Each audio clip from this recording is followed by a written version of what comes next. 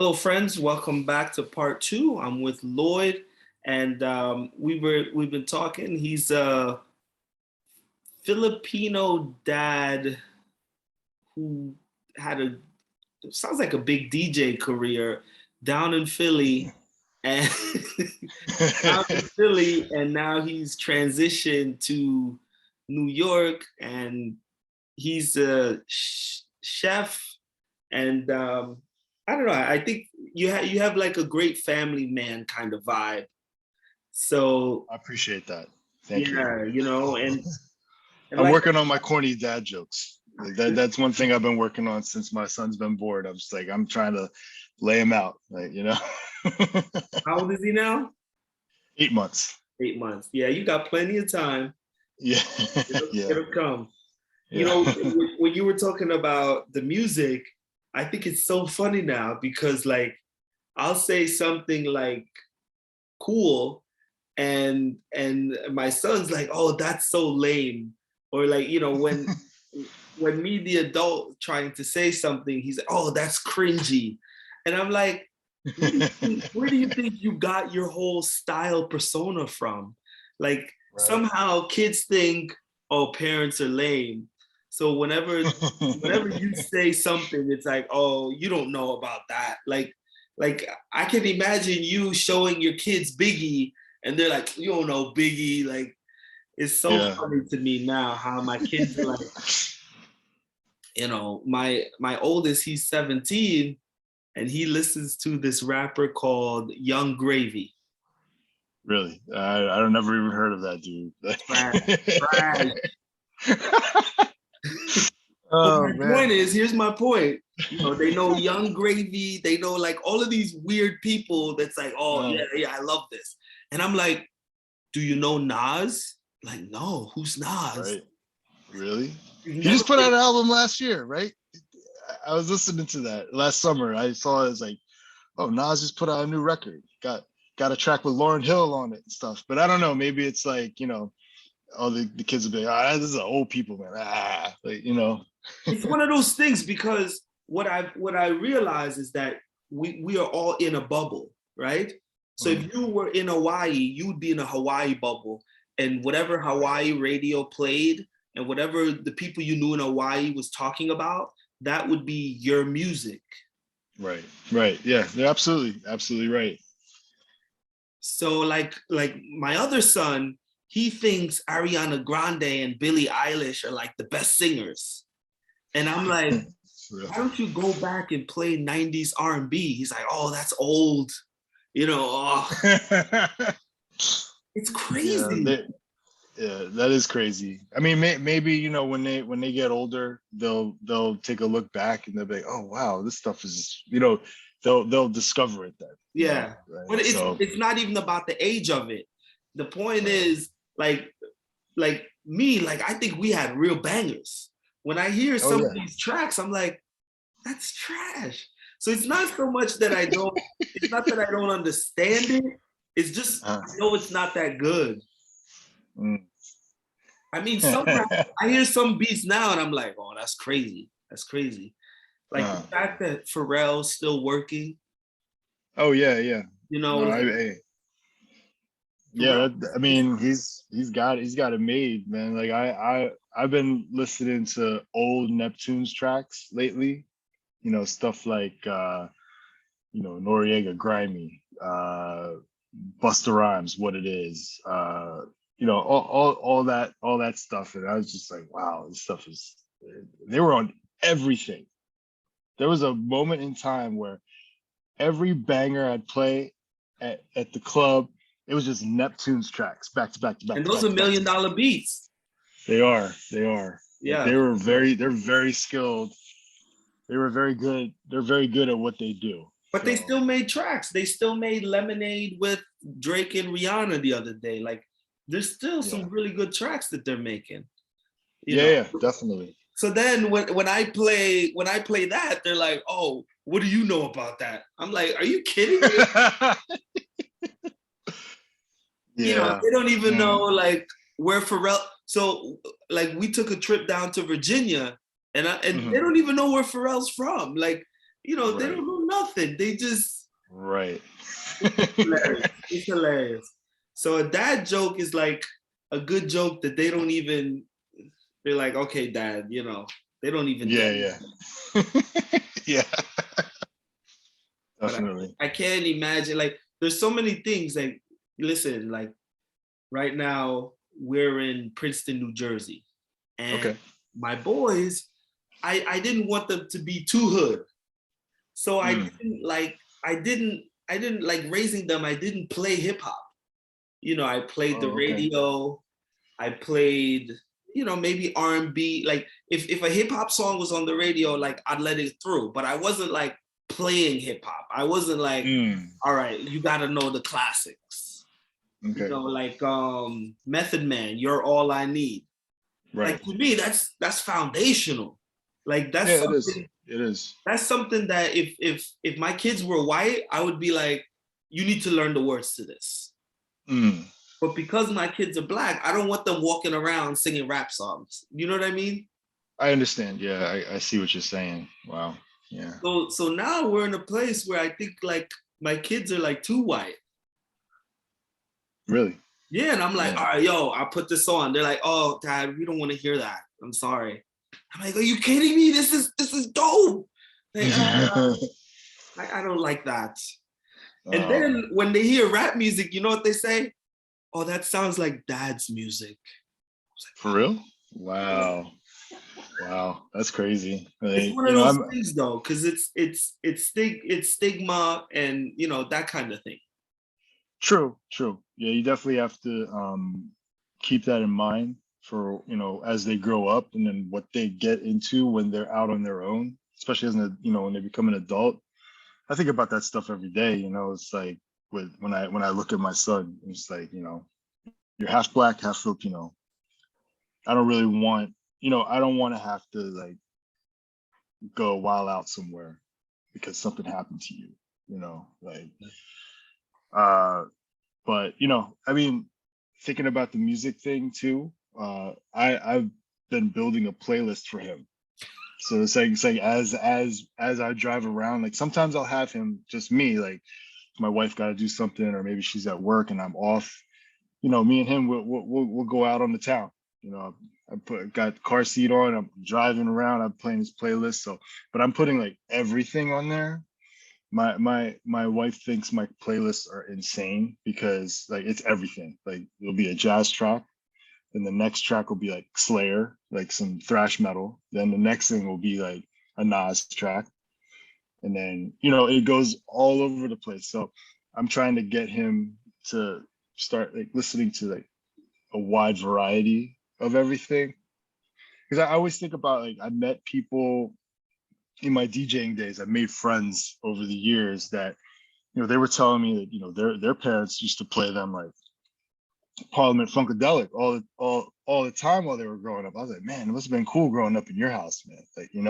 Like always playing like funk, all these dance classics. Like I was like, man, yo, you grew up hearing that? Like I was like, that's what's up. Because like, me, I had to like discover it, Right. DJing.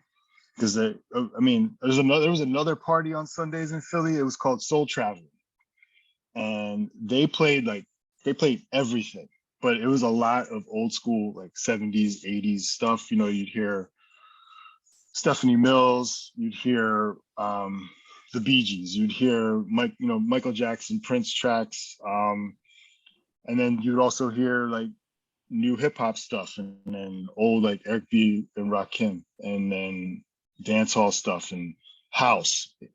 Those were crazy. So then I would always like take notes of songs, and then I'd be shopping for those records or whatever. But so I'm trying to like push that forward to the next generation.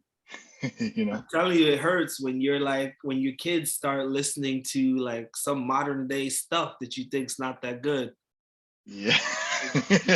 Oh my God. Then I try to think about it as just like, if I listen to like Wu-Tang back in the 90s, and then an older person that, they'd be like, oh, that's garbage. Like, really? But I feel like it's kind of like every generation. Yeah, absolutely. That's just how it's it is. guaranteed to happen for sure. Yeah. It's That's like what I'm once you get saying. to a certain age, you can't. It's like I can't even mess with the new stuff right now. You know what I mean? Like you draw a line somewhere.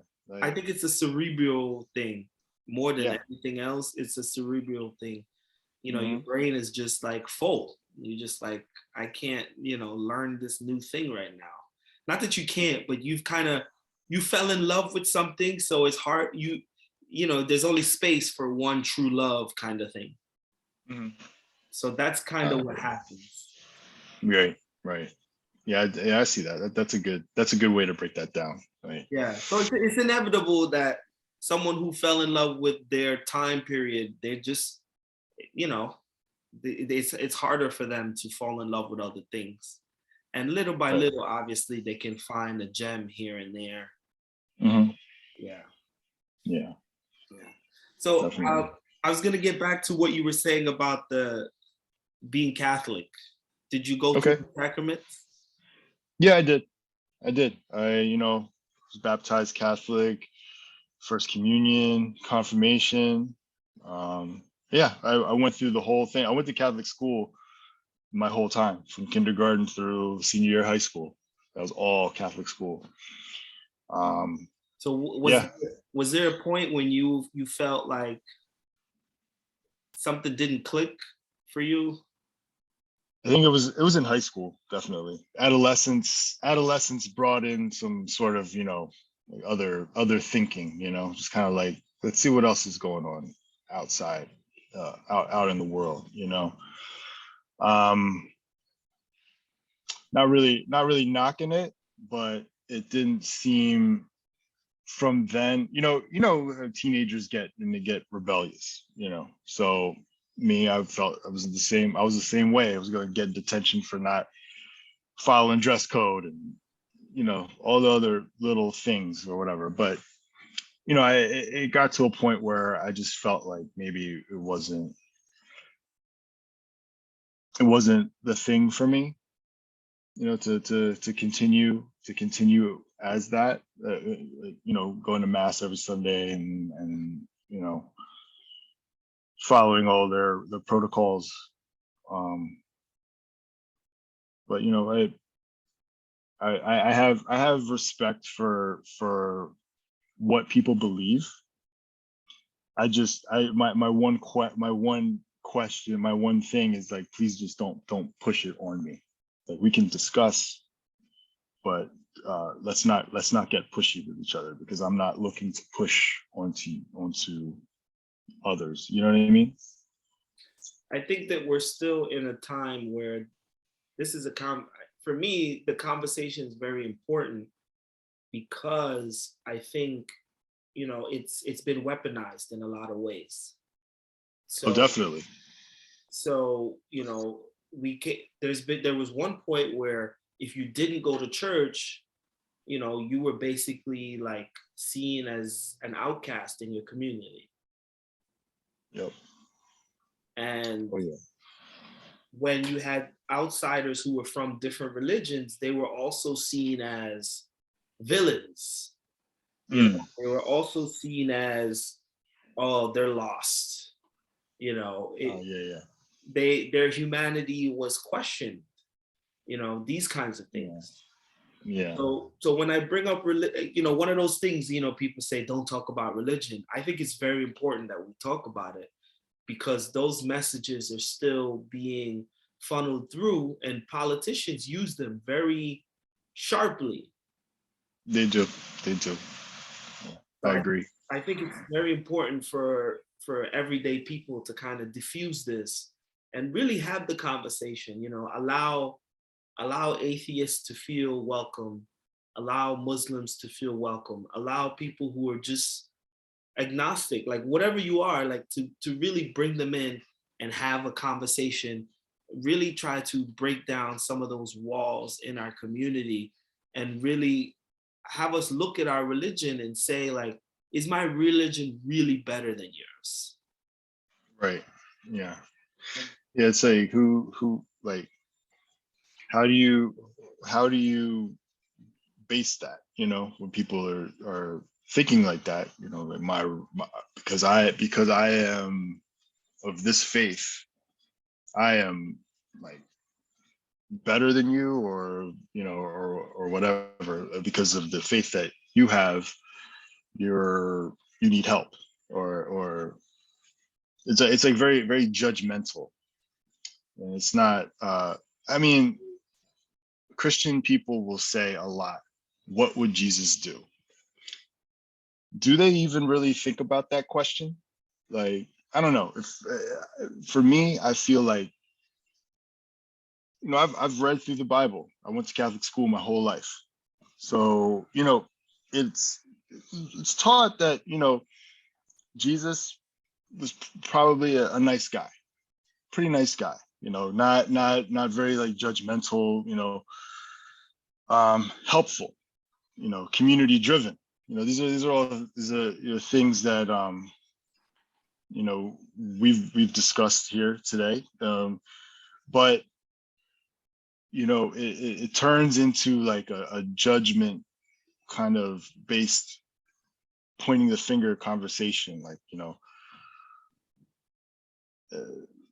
yeah, it gets messy. It gets real messy when conversations go towards that, because then feelings get in, and then people start yelling at each other, and it's messy. So talking about religion, I agree that it's good to do that, but then at the other end of it too is just like it can get really I mean, I keep saying messy, but I feel like that's like my best like adjective for it, Well, so here's the thing, right? You have some people who are like thick-headed, I guess I would say, and if you start asking a thick-headed person to question anything outside of their beliefs, then you're going to have a problem. So it's best to leave them alone. But I Right. think what happens is one thick-headed person kind of bullies the rest of the group. Yep. So I see that. it's not like, oh, the thick-headed person is off to themselves living their life. The thick-headed person is now judging other. So let's say, I'm going to use a kitchen reference. Let's say you have a group of Muslim guys working in the kitchen, and you have Mm. another group of secular guys in the kitchen. There might be one thick-headed guy who's like the leader of the Muslim guys, and it kind of like creates these little cliques. Mm. And what I'm really trying to say is we have to try to break down some of these walls, and let's have these cliques, right? Less Christian cliques, less like these religious cliques. They show up in the workplace. Mm. They show up in our Yeah. communities, and when your kid goes to school, you know, he's gonna see like these little groups. Yeah. Mm-hmm. The benefit of going to a private school is that the whole school is in the same clique. Yeah, I see that. Yeah, you're right. You're right. Yeah.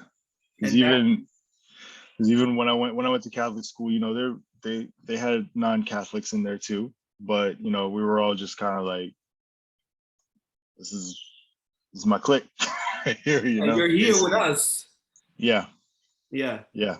Yeah, Hmm. no, I'm really passionate about it because I think I see how it plays out, and you've seen like these racial hate crimes, you've seen these things, and we're not talking about it enough.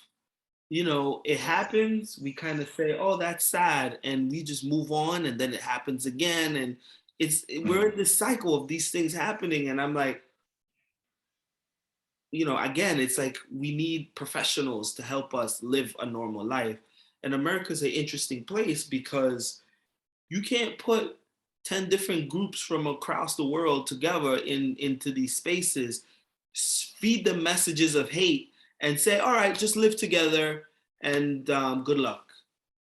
Yeah. Yeah. You can't do that. Yeah. It's a recipe for problems. Hmm. But then when we have problems, it's like, oh well, we don't really talk about it. I'm sorry there was a mass shooting at your child's school, but we don't Yeah. really want to diffuse. So to me, it's very serious, and it's less about who's right and who's wrong, and more about you said it earlier, stepping back and looking at the big picture. Right. Yeah. I feel like that in a lot of situations that works, especially heated arguments, things like that. Somebody's got to like stop, take a step back, take a couple breaths, and just look at the big picture always. It'll give you a perspective, maybe and then maybe that conversation can calm down and then be a little more on the productive side. Sometimes people got to agree to disagree, but as long as, like, at the end of the day, as long as we got to be just good to each other. Right. Do you still identify as a Christian? I don't. Yeah, I wouldn't really check that box. It's not that I don't believe in Christianity, but it's kind of, I don't know if I'm letting like what I know about the history of it, help me come to my decision about it. Like, could go on to things about like the Crusades and the Spanish Inquisition and all that dirty stuff. Like, that's another thing, that's all this dirty stuff that's happened for centuries and centuries and centuries, and we're not talking about it. Like, so it's like when I see stuff like that, it's like, yes, it happened in hundreds and hundreds of years ago, but it still happened. Right. And it was like in the name of, so when something's like in the name of, it's like, come on, man, really? Like, but it's one of those things, because like as common sense as it sounds, like Mexicans speak Spanish. yeah. Yeah, it's I mean, yeah, and that's another thing, colonialism. That was like in the name of, like, worship this god or we're gonna harm you, kill you, do whatever, like, do this, we're taking your land too. All of that stuff is just like this. It's like a buildup of just like, are you really great now in 2022? Like, I don't know. I'm speculative about that. So I'm sorry. Go ahead. No, yeah, you got it. Yeah. So I kind of just have an open mind to religion. If I do go to a church, we can have little conversations here and there, and usually people are very nice, hospitable, and kind, and I feel like that's great. And my son was christened a few weeks ago, for instance. So we're at this church, the minister, everybody there, they were very nice. They were very nice, and it was like I took it as like, you were wishing us well. You're wishing my family, my son well moving forward, and I appreciate that. So thank you very much. Like that's how I look at it. I'm not going in there or just like, oh my God, why are we doing this? Da da da da da. Like, look, I understand. Was that your wife's idea or yours? Well, it was kind of like, it wasn't my wife or my idea. We just kind of we did it. It was actually for my her parents and like her family. It's like a thing, it's like it's culture. Yeah. My mom was the same thing. She was like, you got to baptize the kids. Come on, like, Yeah, so we did it, and so it's cool. It's like no harm, no foul. Yeah. So and then it was well wishes, and it felt genuine from the heart from them. So it's appreciated. So that's fine. If we would have did it at any other type of house of worship, whether it be a mosque or whether it be like a Hebrew temple or anywhere, it could have been at a Buddhist temple, a shrine, or whatever. it would have been appreciated. Like I appreciate your well wishes for our son and our family. Thank you very much. That genuinely, So I mean I like to have that like open mindedness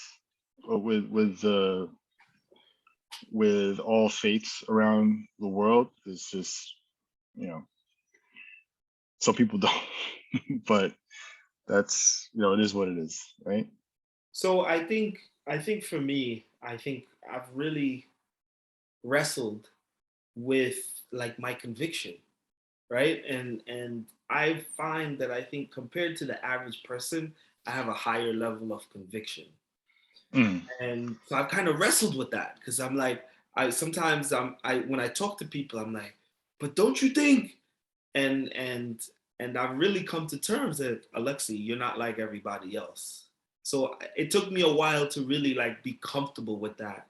And mm, I think even now with the podcast, I think I'm still this is one way to help me with that wrestling, right? And mm. uh, for me, I think I see I imagine a world where people are striving to move past differences. And I'm like, I think most people deep down are good and they want to move past differences and they deep down. But I think we've been jaded, right? To the point where we're like, that's not gonna happen. Right. Oh yeah. Oh yeah. And Oh yeah. every time I'm like, if there's no way I could begin to think like that because then it's like what are you telling your kids, you know? Mhm. Yeah. Yeah. It's crazy. So I continue to imagine a world where, a Muslim person, a Christian person, a Jewish person, or whatever person, all are in community together. And that doesn't mean just living in the same residential community, but actually like coming together with some real sincere unity. Like my youngest son, he's 11 now. And I'm Okay. telling you, it feels weird when you're in a class when you've been in a classroom with the same group of people for 5 or 6 years and you have no connection to them. That is weird. Yeah. Like, is it a big class? That Big, 15, 16, 17, maybe. Oh, okay. Right. Wow. There's But no the, uh, the, I'm not even trying to single out my situation. I think we've just kind of normalized individualism and the breakdown of community is just kind of even in homogenous spaces. So mm. it's not just a breakdown and like a breakdown of the other, but there's also this breakdown of in homogenous spaces where we default to individuality. And it's such like it's rare to kind of find anything other than that outside of that. Yeah, that's true. It's kind of I think it's like just how the society is nowadays. So have you It's thought about like how are you going to address that with your son? Like, well, yeah, I have. Because I have me being an only child. I growing up, I have, I definitely I can think back in my past and think about a lot of times where I've been more individualistic than, community focused, selfish, etc. So that's like a work in progress for me as well. Just like it's always a work in progress, but so for my son, I'm definitely thinking about that. You know, how to start him off as a child, with the build his mindset to thinking about like helping, um, you know, being a part of a community. Like my wife is very good at that because she's very community focused. She's very like selfless. She's very, so she's a good anchor for us. So, this is for time for me and my son. We're going to be in the classroom together. We're going to be, looking for some guidance from mommy. And then I also want to take him with me to like volunteering, like volunteering, I feel like is a very good way to get into thinking about the community, whether, like for instance, before the pandemic, I volunteered at for it was Green NYC, I believe. Like I would volunteer at farmers markets with getting compost. So like the neighborhood, they could bring their compost and dump it into the brown containers, and then the sanitation department would come pick it up at the end. So, I mean, I would take him to things like that, just to, you get to meet people in the neighborhood, talk about this stuff, talk about composting, what you can do with it, like why do it, that's just an example, just,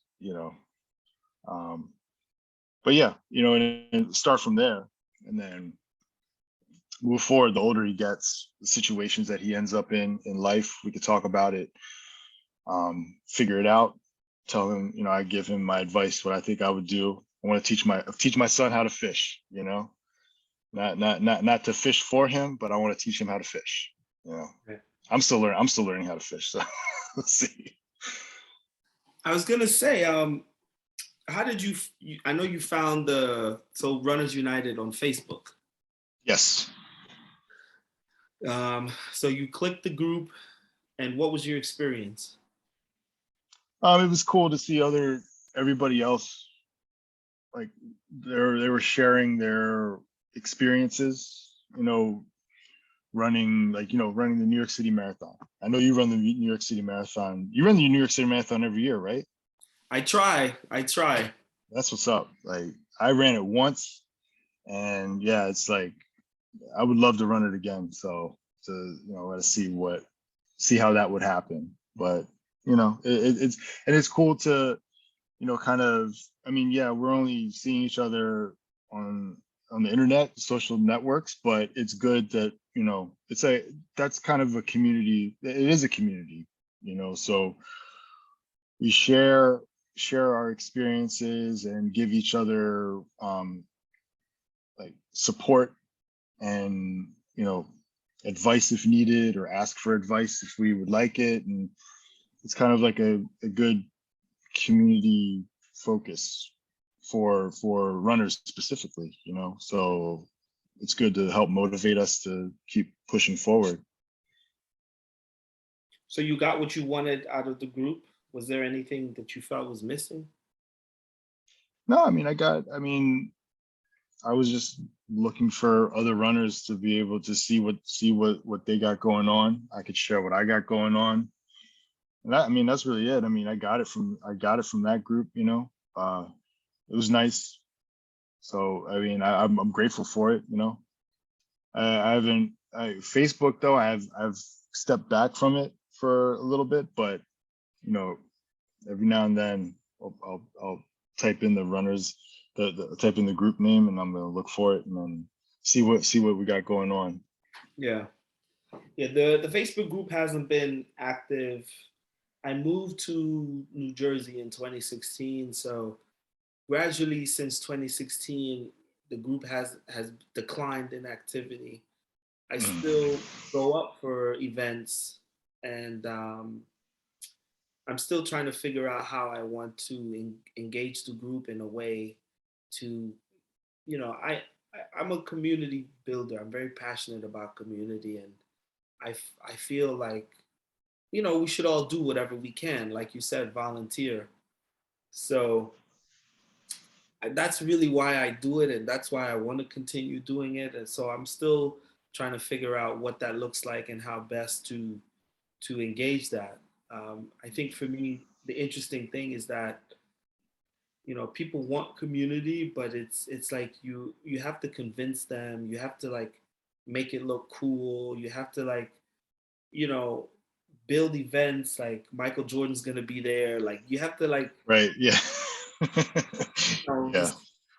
You can't just say, hey, let's have community and come. It's one of those things. I don't know.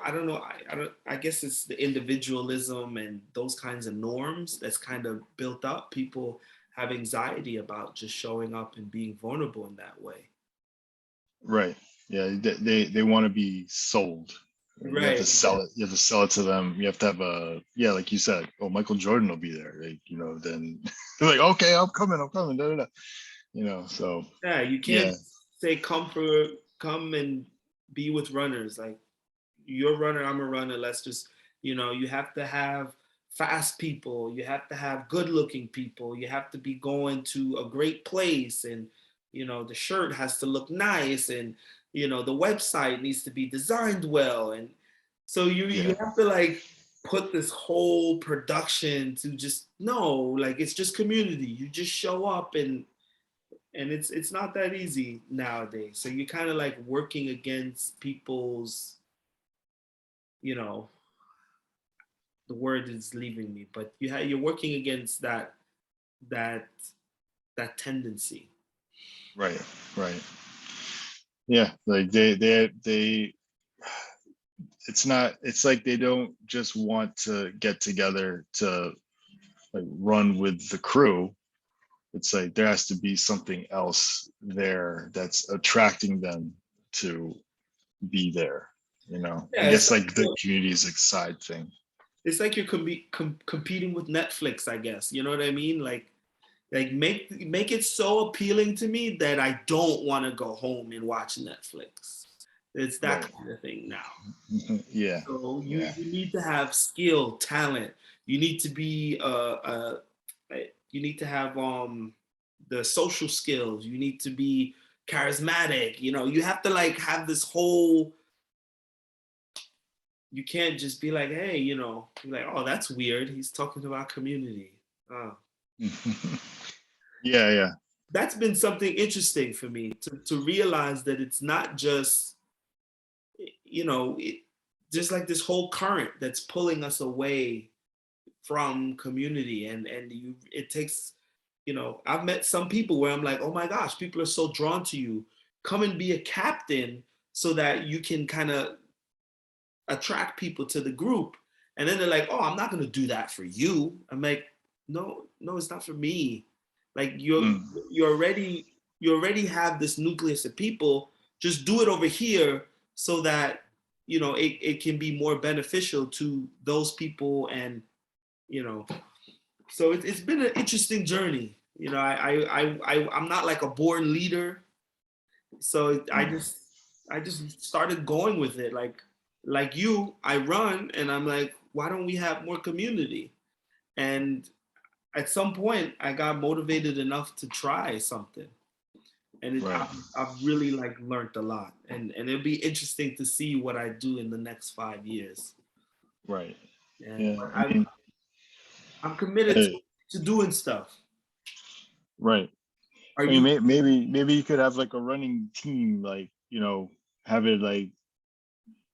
I mean, I don't know if it costs it. It probably costs something, but if like road runners events, like you guys would be, you gotta have the team, show up. You got the singlets and all that stuff. That might be something. I don't know. I was just thinking. Yeah, no, all of it works, but it has to be orchestrated. It has to be, it takes organization, leadership, and Mhm. and hours and time, and you have to like, yeah. In fact, I would recruit you to come and help. Hey, maybe let me know. Let me know. Let's see what we can do. Yeah, I mean, that was one of my things is that a lot of people like enjoyed the group, but it was like, oh, Alexi, you have a great group. I'm like, no, it's our group. It's your group too. So like people would be like, oh, Alexi, I have a great idea for an event. You should. And I'm like, oh, you can host that. So Right. I had to, I'm trying to like push the group, like, take it, it's yours, go. Mm. Yeah, So maybe people thinking that, you know, I mean, I know I'll be guilty of it too, but when you join a online group, the person that created it is technically like the leader. So the leader got to do all these things. If it's something affiliated with this group, the leader must do it. So, instead of, you know, uh, all of us together, part of this group, let's do this, and it's for the group. But yeah, it's hard. It's like you have to play a word game maybe with them, like the way you phrase things, and then they'll be like, oh, okay, I get it. But I mean, I don't know. It's hard. No, I get it. I respect that you've done the group, and it's been the way it's been going, and it's a lot of time. It's a lot of time outside of the other things that you have to do. Because we all still got to work. We all still need our family time. We all still need all this other stuff, and yet you make the time to create a group, online group, and events and things like that. Someone said to me one time, they said, you know what, Alexi, I want to create my own business like you.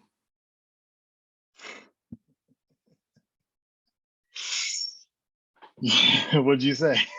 I was like, this isn't a business. I was like, it was mind blowing. That moment was just like, and don't get me wrong, like if you're selling shirts, or, you can see that and say, oh, he's selling shirts, that's a business.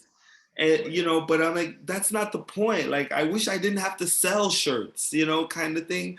And it's one of those things, if you say donate, no one donates. If you sell a shirt, someone will buy a shirt. And then it's like, oh, you have a great business. Right? It's interesting for that one comment, just like, obviously in the back of your mind, you're hoping that the group would take off and you could make money, but it was never the motivation. It was never like this is my business plan, kind of thing.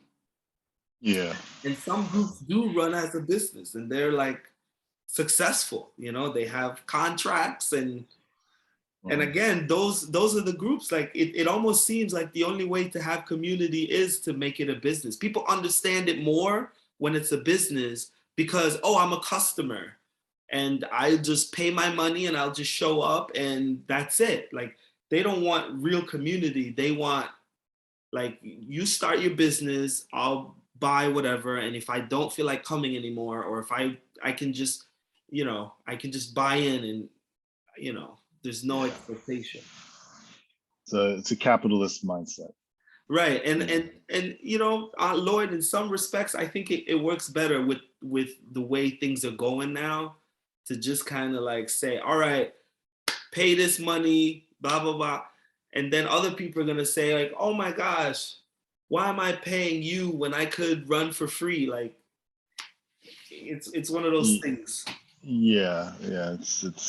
It's tough because you gotta find the right people that want to subscribe, and it's capitalist thing, right?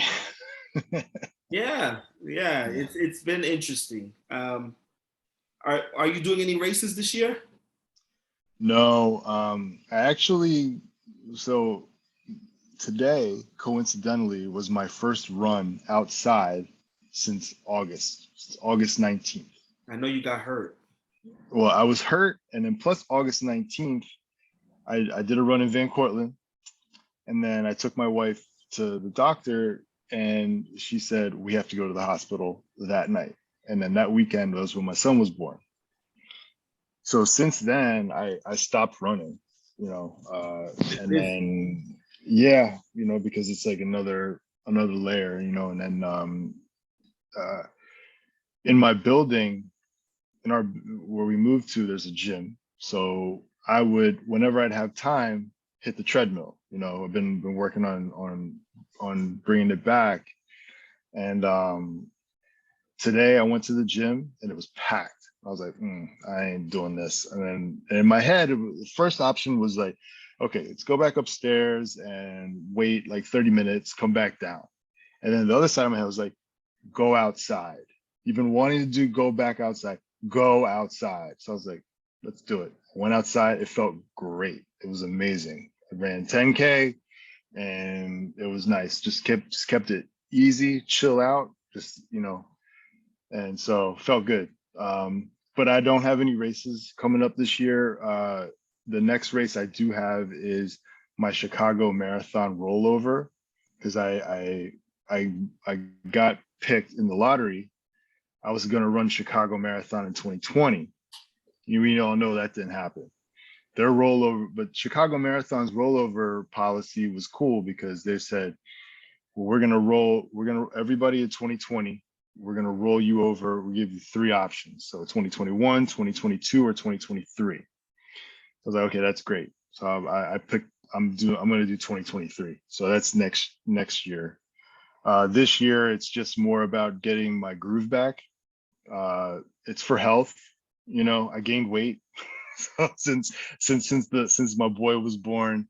And hey, and I stopped exercise a lot. So I was getting stiff.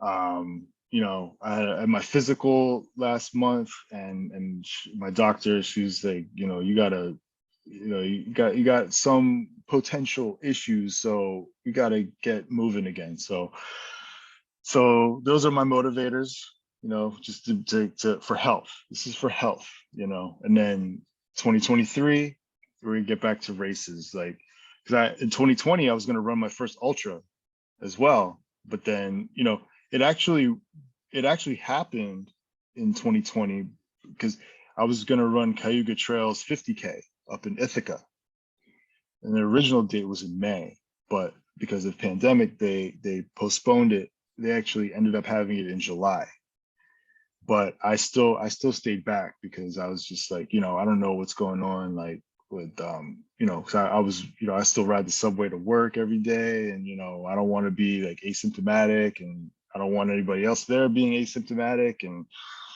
you get messy. So I was like, all right. So I'm looking to do Cayuga. I don't know about next year, but maybe 2024. I don't know, something like that. But I definitely want to get into the 50K, 50-mile world. I listen to interviews about people that do like 200-mile races. I'm just like, wow, that's insane. That is insane. Like, I'm gonna start with 50K and 50-mile, and let me see where it goes from there. Sounds like you're into it though. Yeah. I have some friends that run ultras, and they've been trying to get me to do it for years, and I was just like, I wanna, be able to run some marathons. They're like, just do it. But now I'm just like, okay, let me get into it. Because trail running is my favorite. Like, I love just being in the woods on trails, and just, I got a good pair of trail shoes, and you get at it. Especially, now it's spring, in the summertime too. It gets challenging with the humidity, but it's fun. Yeah. And there's no cars to worry about. That's the other selling point. It's just like, sometimes when you run on the street, you're just like, okay, yeah, I'm gonna hit the sidewalk now, because there's a lot of drivers out here that I do not trust. So I hear that. So I'm going to end with an invitation. So basically, I want to invite you to participate in more community, and for you to get involved in community with me, and just to stay active, and have us, try to build intentionally, and see where we can just connect. Obviously we're both runners, and in New York and that kind of thing. I'd love to have you over. I'm in Princeton, New Jersey. That's okay. like an hour away. I think for me, it's important to really keep up that intention, and live with that intention, and not just. I'm also only child. I think, Okay. All right. one of the things I was talking to my boys about was that, there is such a thing as Black trauma. One of my next guests, she's a therapist who's specialized in Black trauma, And Okay. one of the things with Black trauma is that we have generations upon generations of disconnect. And, so that's like a imposed individualism, right? And all of these things are not healthy for us. We have to be intentional about how we heal. We have to be intentional about what we want for our kids and our future, and Mm. it's good to take vacations with the family, but it's also good to have larger community and larger picnics and hangouts and movie nights and those kinds of things. And Right. I want to be a part of a movement that restorative restorative um, movement in America, and that's really at the root of the podcast. It's about intentionality, community healing, and embracing the other and growing together. Oh yeah, So yeah. I continue to do that, and little by little, I think we'll get there. That sounds good. Sounds good. That's a great, great motivator, great cause to, it's good for society. So, definitely, we'll definitely should stay in touch and can make something happen. Summer's coming, so be Exactly. like a good time for things like that. Yeah, man. Yeah, man. I definitely appreciate you taking the time and loving everything you're doing and seeing little man and the family. Keep on doing what you're doing, and I look forward to seeing your marathons. I'm actually I maybe I should try to enter Chicago next year. Go for it. Go for it. I mean, like, eh, I'm excited for it, but then COVID happened. I'm just like, oh my god, like what's going on? So, I have some time to get ready for it. So, I mean, enter the lottery this Yeah, year, definitely. yeah. I'm all about marathons, so I I one day I want to do longer distances, but I'm in love with marathons. Yeah, marathon. I mean, marathon is that's a good distance. Like if you can finish that, it's amazing. It's an amazing feeling. That's it. Do you want to close with anything? Well, I just want to thank you for having me on on your podcast. I really appreciate it, and it was great talking to you about everything we discussed. And I'm definitely looking forward to us having more conversations like that. Meeting up in real life. And with families, and help build community. So Yes, thank you. sir. Yes, sir. Thank you. The double LP. Thank you, my friend. I appreciate that. Thank you, Alexi.